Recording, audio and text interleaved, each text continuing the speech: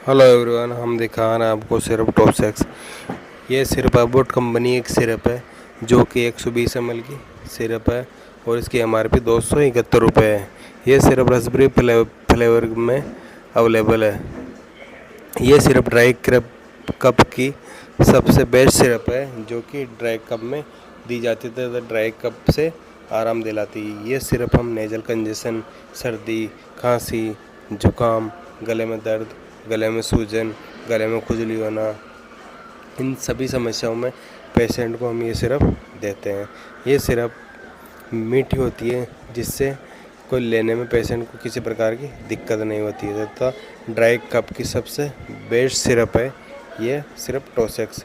Channel को subscribe करें, like करें, कमेंट करें, फॉलो करें तथा शेयर करें।